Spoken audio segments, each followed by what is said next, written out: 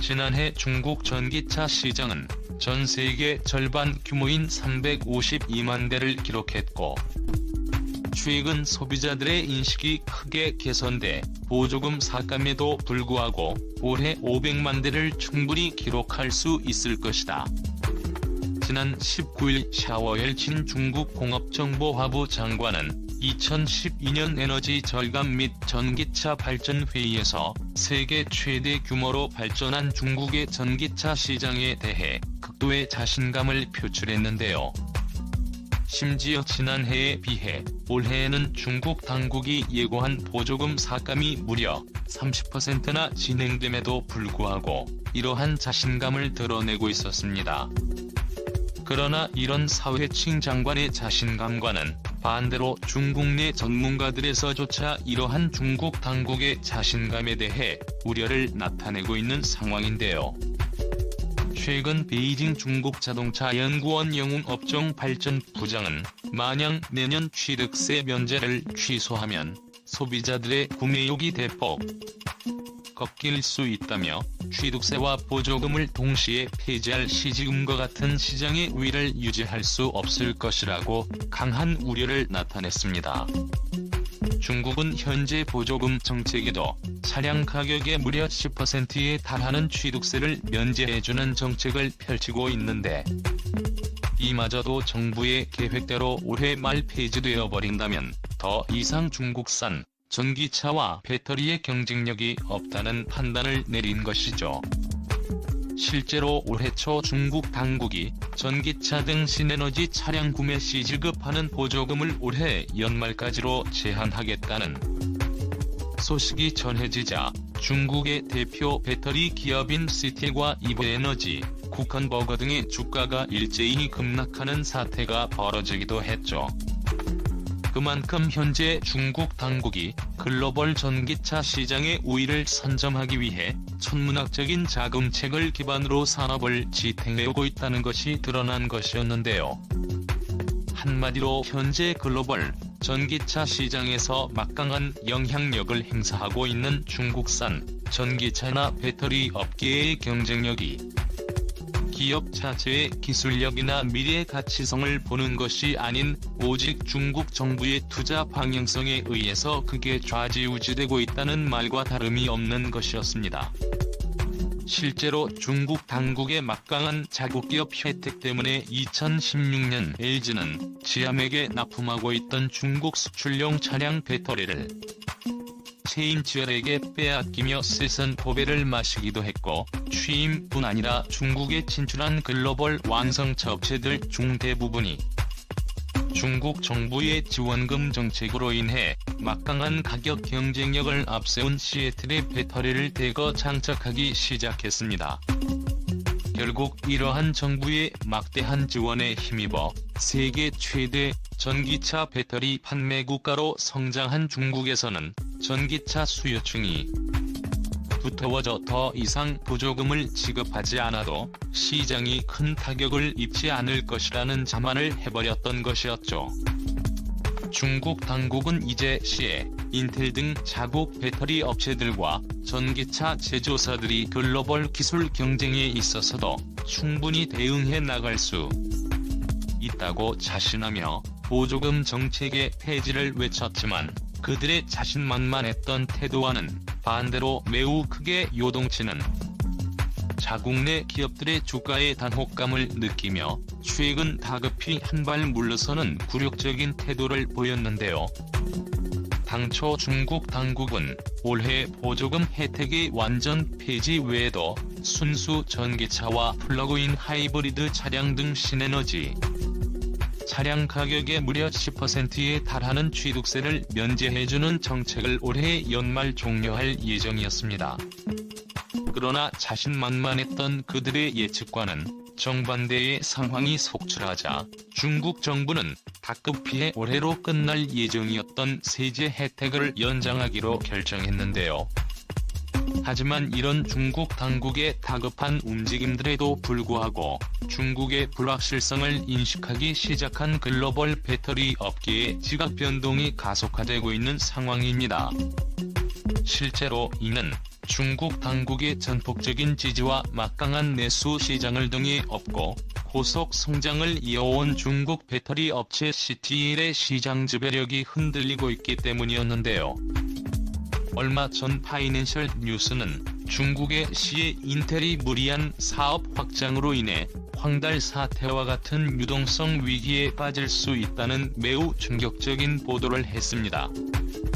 매체는 최근 3년 사이 급속도로 성장한 CATL의 확장 추세는 정부와의 관계, 배터리 품질, 유동성 등에서 어느 한 골이라도 끊어지게 된다며 톱니바퀴 전체가 흔들릴 수 있는 매우 위험한 외줄타기를 하고 있다고 보도한 것이죠.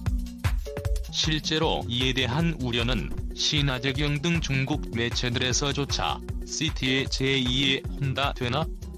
라는 분석을 내놓을 정도로 매우 큰 위기감을 불러일으키고 있는데요. 특히 이러한 위기감이 촉발되고 있는 데에는 CATL 리영다와 같이 무분별한 사업 확장을 계획하고 있는 데서 나오고 있다고 지적했습니다.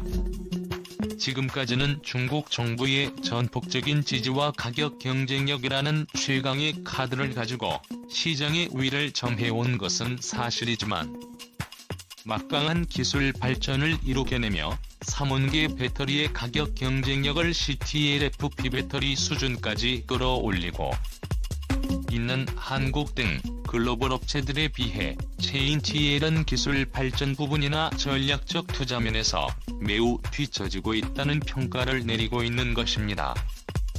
심지어 매체는 이러한 자신들의 단점을 익히 알고 있는 CATL 정부의 의존도를 낮추고 자체적인 기술력을 쌓으려고 노력하는 것이 아닌 그저 대규모 투자를 이끌어내기 위한 나트륨이온 전지나 자동차 보험 완성차 업체와의 합작 등에만 몰두하는 것은 매우 위험한 판단이라고 경고하고 있는데요.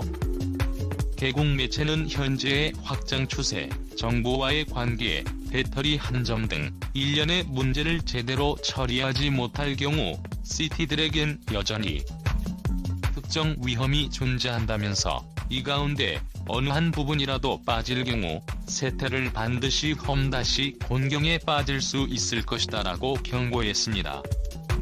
게다가 최근 보조금 철폐 등으로 인해 자율시장 경쟁이 본격화되기 시작하면서 업계의 한국이 중국 시장에 본격적으로 진출할 가능성이 높아져 시장의 선택권이 더욱 다양해졌으므로 지금과 같이 기존 성수 기술만이 적용된 저가 배터리 생산만을 고집한다면 회사의 미래에 오히려 재앙이 될 수 있다는 비판까지 서슴지 않았습니다.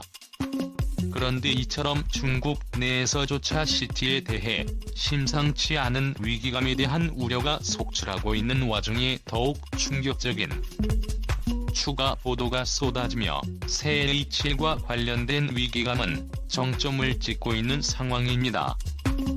실제로 얼마 전 뉴욕타임즈는 CATL을 설립 초기 막대한 규모의 대규모 투자를 받았던 건에 대해서 그동안에는 수많은 추측들만이 무성해왔지만 최근 심층 취재를 통해 밝혀낸 바에 따르면 실제 2018년 기업 공개 이전 소수에 투자자들에게만 투자 기회를 제공했을 당시 중국 공산당 핵심 인물들과 연관된 다수의 펀드들이 초기 대규모 투자를 감행해 막대한 이익을 챙겼다는 충격적인 사실이 보도되면서부터 기업들에 잇따른 CATL의 이탈이 지속되고 있는 상황입니다. 심지어 뉴욕타임즈의 보도 후 수많은 외신 등에서도 이와 관련된 추가 보도들을 쏟아내기 시작했고 사안의 심각성을 분석한 각국의 경제 전문가들 사이에선 미국이 세계 시장을 장악해 나가고 있는 중국 배터리 공급망을 견제하기 위해 국제법을 위반하면서까지 부당한 지원을 한 중국 당국과 CATL에 치명적인 제재를 가할 가능성이 있다는 해석을 내놓고 있습니다. 실제로 최근 해당 기사 이후 중국 내에서조차 CATL이 제2의 화웨이가 될 수 있다는 매우 심각한 우려들이 속출하고 있는 상황인데요. 특히 화웨이 사태를 경험한 글로벌 완성차 기업들의 서까지 공급망의 안정성을 빌미로 CATL의 의존도를 줄이려는 움직임이 속출하자 최근 업계 최강자인 한국을 누르고 브레이크 없는 성장만을 할 것만 같았던 KTL 시장 지배력이 심각하게 흔들리고 있다는 분석이 쏟아지고 있습니다. 지난 14일 업계에 따르면 중국 전기차 스타트업인 샤오펑은 최근 CATL 물량을 줄이고 대신 자국 내 에이블CI에 배터리를 공급받기로 결정했는데요. 이러한 갑작스러운 결정에 대해 샤오펑은 공급망 다변화를 통해 전기차 생산을 더욱 안정적으로 하기 위함이라는 입장을 밝혔습니다. 그러나 현재 샤오펑뿐만이 아닌 미유 등 중국의 완성차 업체들도 최근 CATL 대신 중국 배터리 회사 BYD와 은밀하게 접촉하고 있는 것으로 알려지고 있는데요. 이처럼 최근 뉴욕타임즈의 보도 후 급변하는 분위기 속에서 중국 완성차 업체들은 다급 피해 언제 터질지 모르는 미국의 초강력 체제에 대응하기 위해 하나둘CATL의 의존도를 대폭 줄여나가며 언제든 아픈 손가락은 끊어낼 수 있다는 비정한 태도를 보이고 있습니다. 결국 최근 글로벌 전기차 업계 내부에서조차 자율 경쟁이 본격화되고 가격 경쟁력이라는 최대의 이점까지 사라진 중국 업체들은 점차 쇠퇴할 가능성이 높아졌고 결국 장기적으로 봤을 때 한국 업체들이 주력하는 고밀도 고품질의 3원계 배터리가 중국 시장을 장악할 수 있다는 분석이 나오고 있는 상황인데요. 물론 현재 업계 2위를 차지한 스테이첼이 기술력을 결코 무시해서는 안 된다는 일각의 우려가 나오고 있는 것도 사실입니다.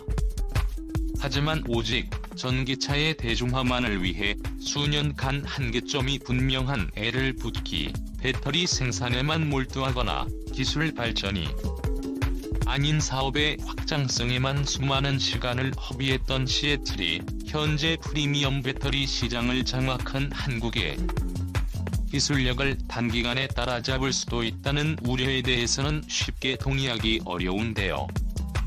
가장 최근만 해도 전 세계에 당당히 배터리 독립을 선언하며 한국 배터리 업계를 등졌던 세계 최대 완성차 업체인 폭스바겐 측이 결국 기술력의 한계를 극복해내지 못하고 한국의 추격차 기술력에 무릎을 꿇으며 다시금 한국 배터리 업계에 도움을 청한 사례가 있었습니다.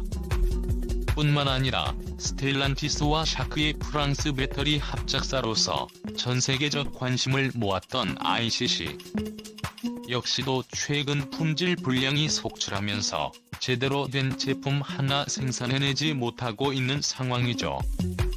또한 그간의 고집을 꺾고 다급히 전기차 시장에 뛰어든 도요타 역시도 2030년까지 전기차 배터리 개발 생산에 약 16조 원의 자금을 투자하기로 밝혔지만 상대적으로 매우 공격적이라 할 수 있는 다른 업체들에 비해 투자 규모가 여전히 소극적이고 심지어 무려 7년 뒤에 생산될 배터리 공장에 대한 기대치 또한 매우 낮아 심각한 난항을 겪고 있기도 하죠. 결국 최근 업계에서는 유럽과 일본 배터리 업체가 안정적인 완제품을 대량으로 생산하기 위해서는 적어도 5년의 시간이 필요할 것으로 보인다는 전망까지 나오고 있는데요. 이처럼 글로벌 시장에서 네로라는 업체들이 참전했음에도 불구하고 초고밀도 배터리 기술력 개발이라는 난관에 봉착해 현재 모두들 쓰디쓴 고배를 맛보고 있는 상황입니다. 문제는 이 기간에 결코 놀고만 있지 않을 한국 배터리 업체들이 오히려 기술력 격차를 더 벌려 지속적인 초격차 전략을 이어나갈 수 있는 것이죠. 실제로 국내 배터리 3사는 1회 충전으로도 600km 이상 주행할 수 있는 전기차가 일상화되는 시대를 앞서 열겠다는 전략을 오래전부터 구상해왔는데요. 게다가 지속적인 연구 개발로 인한 배터리 핵심 소재 함량까지 낮춰 최근에는 중국산 저가 배터리와 비교해도 가격 경쟁력 면에서 크게 밀리지 않는 상황이 펼쳐질 것으로 예상되고 있습니다. 이는 중국이 그간 샤이티를 필두로 상대적으로 저렴한 원자재 구성을 통해 주행거리가 짧더라도 어떻게 해서든 배터리 가격을 낮추는 전략에 집중했던 모습과는 전혀 상반된 전략이라 할 수 있는데요. 또한 차세대 배터리 전지 경쟁에서도 저가형 배터리 외에 별다른 대안책이 전무한 CATL과 달리 국내 기업들은 전고체 배터리와 리튬이온 전지 개발에 크게 앞서 나가고 있는 상황입니다.